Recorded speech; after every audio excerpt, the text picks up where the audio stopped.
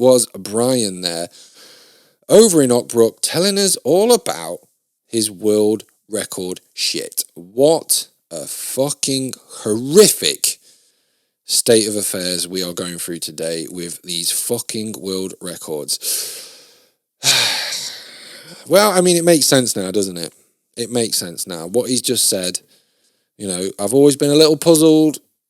Now it makes sense.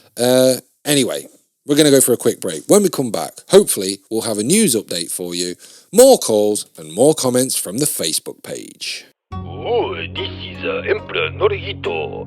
Thank you for watching this free episode preview warm-up thing. It's just an example of what the Dave Longley Breakfast Show is all about. Why not head over to Patreon, the Dave Longley Breakfast Show, and sign up for minimal cost and support the podcast. It will allow you to access all of the content. Sayonara. This is the Headlines with Monty Astor. Yes, what we'll do, we'll play the music down the next to the stereo. Get your phone hooked up to the Bluetooth, and then we'll play it down the good gadget normally does this. Where is he anyway? Does anybody know? And we'll play the little headline bit with the you know, the da-da-da-da-da. Yeah, it sounds very exciting, doesn't it? That's how they make the news more palatable. Yeah. Press play. That's on the phone here. Oh no, that's not the right one. No, we need to press play. There we are. Okay, good morning. I'm Monty Astor. These are your headlines. There's a war going on. Yes, there's a war going on in Iran. And about bloody time too. And Donald Trump appears to be having a terrible time getting backing from other leaders. And good on them, if you ask me, because this is clearly an attempt to divert the attention of the population from the Epstein files. And we all know that, you know, and it's causing a real bloody nightmare, if you ask me. Fuel prices through the roof. Far too expensive for fuel these days. You know, this is going to have a real knock-on effect. My stocks in the airline industry are plummeting. What with the fact that people can no longer fly over basically the whole of the bloody Middle East. When will those people stop fighting amongst themselves is what I want to know. And this is why we don't want them here in this country. Well, back home in Blighty. Anyway, what's happening is big war over there, drone warfare, terrifying stuff. You know, and my stocks in BAE systems and whatnot have flown through the roof. So you know, mixed results for people in the stock market. Anyway, there's a war going on. Where the bloody hell is Raymond with those papers? Yes, a war is going on in Iran. And Donald Trump really struggling to... Raymond, there you are. Give me those, quick. Quick. Right. There is... we were in time to cover the war. NCP car park has accrued massive deaths and collapsed into administration. A disaster for the British parking industry, and not a surprise either. You know, how much do these people need to earn? £60 a day for a parking space. This is more than some people earn in a day. Not fair. When your slice of concrete is earning more than a person on minimum wage, someone working hard in Starbucks trying to lift themselves up by the bootstraps. When that's happening, there's a real disaster going on in the country. You know, parking, I mean, it doesn't really affect me, but, you know, parking can be very expensive. I just tell Raymond to plop it outside on the space outside. You know, it's £60 for a fine. £30 if you pay it within 30 days. So save yourself a bit of money. What you want to do, save yourself a bit of cash, park on the street, and then pay the council fine. And that's basically what we do. But, you know, this is a Japanese owned, is it, the NCP? I thought that was a British company. I haven't seen them with the yellow sign. NCP car park's a bloody nightmare. I won't let Raymond go in it with the rolls. He scratches the wheel. You know, that's a bloody expensive wheel that I've got to get fixed, and it's just not worth it, you know. They're always too bloody tight. There's always some woman's parked next to you. Can't bloody fathom what's going on there. Anyway, NCP accrued massive debts. I mean, this is financial fraud if I've ever seen it. They've accrued £305 million in debt. You know, once you get past the first couple of million, the banks or the debtor, the creditors, should be looking into what they can really afford. Which, if the parking situation is anything to bloody go by, you know, the cost of it is so expensive. And you can never work the bloody machine, can you? I can't remember the last time I tapped my card on one of those things and it went through first time. Anyway, a terrible time to be in the parking business, you know. There's no outlay. I don't understand how they've gone into administration. You know, this has been some real mismanagement, and if anything, they should really look into this. So these people, you know, I have always said you can't trust the Chinese. Turns out you can't trust the bloody Japs either, especially not with your parking. You don't think they'd have brought in those bloody parking systems they have over in Japan. We've seen on the, River Tomorrow as well, where the car went in and then it was moved up by some sort of elevator situation. Anyway, NCP, disastrous. What they should do, nationalise the parking the parking car parks. That's what they should do in the UK. Nationalise the bloody car park.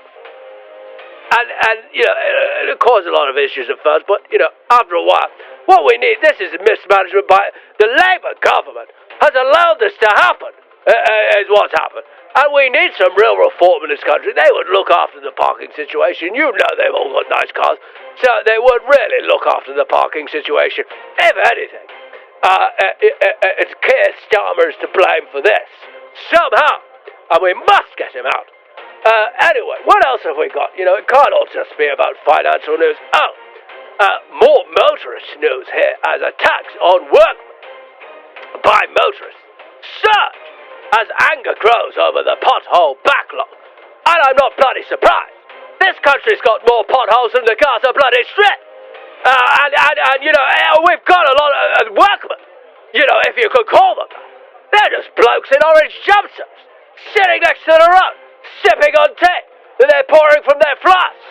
No, I won't have it. They sit there diverting us in traffic, and British people don't know how to deal with the bloody diversion, do they? No, we get all kinds of looks. Raymond gets all kinds of looks. He uses all available lanes. He's a professional driver, employed as a professional driver is what he is, and you do a fabulous bloody job, Raymond, and thank you for these newspapers, by the way. They're an amazing job finding them at the moment. I know you had to go to a few different places. But yes, the attacks on workmen have grown. And I'm surprised people are finding bloody workmen to attack. You go past these signs, slow down, Daddy works here. No, it doesn't. Nobody works here. Nobody works in these construction zones. I'm bloody convinced. We don't have a place to sort traffic codes at night in this country. And so we just pop them out on the road at night. And that's what they do. And then claim that they're working, you see them sitting there, like I said, sipping tea out of their flasks, out of their thermos. And what they're doing is they're pretending to work. And then they're taking home a bloody great pay packet, because they have to do it overnight, don't they? They have to do it overnight because the roads are too busy in the day, because the public transport's shut. Well, it's going to be even more shut after the NCP's gone under. Of course, they're not going to have a place to park the cars. And so what's happening is these people are labour, sitting there on the side of the road, pretending to do work, pretending to resurface the roads. You look at the Japanese, they do a fantastic job when it comes to resurfacing the roads. They close one road for a night and then it's done. The UK, there's going to be bloody work going on until early spring next year. You can't bloody get anywhere. And I'd probably slap in some temporary traffic lights for good measure. How the fuck am I supposed to do my bloody taxes and say the journey length when I don't know the bloody journey length? Because the highway agency don't collude with Google Maps to tell you when there's going to be a road closure. So I get in all kinds of financial trouble from HMRC. Luckily, my good friend Joseph works there, and he's able to sort things out for me. But if it wasn't for him working there, then I'd be in a lot of bloody strife, wouldn't I? And you wouldn't just be hearing about that. Anyway, enough about that. I really don't like the bloody roadworks in the UK. They really need to crack down on that kind of thing. When they get some bloody reform in that country, they'll have the roads sorted out in no time, won't they? And people say, don't they? They say it's a bloody good job that Hitler was defeated. But I'll tell you this, if he'd have made it to British shores, the infrastructure would certainly be a lot different, wouldn't it? He had a good system in place. I'll say that for the bloody guy. Anyway, let's see what else. Some local news here from Milan. That's where I'm at. We're having a wonderful time on this holiday. Aside from the fact that bloody Gurgen's gone missing, a British DJ, DJ Double J, has been swept up in growing an international row after being arrested at Milan airport on controversial terrorism-related allegations. Oh, well, that is terrible news. This is a British citizen. And I don't know about these bloody Italians, but in the UK, we go by a man is innocent until proven guilty. And I will not stand for this. He flew in to cover the Paralympics. Oh, my God. To cover the Paralympics alongside a respected judge. Well, I can't imagine what must be going through this journalist's head. I know all too well what it's like to have a bloody journalist, my assistant go missing as a journalist. It's a bloody nightmare. Look at the way we're doing this, Mrs. Astor's hooked up the Bluetooth to the machine there, and that's how we're playing the headline music, the whatever you're hearing in the background. I'm having to do this whole bloody thing over the phone. But I've been in journalism for over 30 years, and I know exactly how to do this, Anyway, they thought his gear was terrorist stuff, bombs and whatnot, because I assume all the wires. This is terrible stuff. You really do count your lucky stars when something like this comes about. Apparently his girlfriend has been an advocate for him to get out, saying she wishes to clear his name and bring him home. So, thoughts and prayers go out to old DJ Double G there, I hope he manages to get home. I've not heard any of his music. I might look him up after this, see if he's done something any good. I do like a bit of DJ music. It's very talented, But anyway, best of luck to DJ Double G. And we'll bring you more on this story as it develops, I imagine. And thoughts and prayers go out to him. Anyway, I think that's probably all we got time for, isn't it? Yes, okay. Well, listen, these have been your headlines. I've been Monty Astor. Over and out. Oh, the music is still playing. We got to press stop on the music. Press stop on the music. There we go. Okay. Now, right, let's have a few drinks.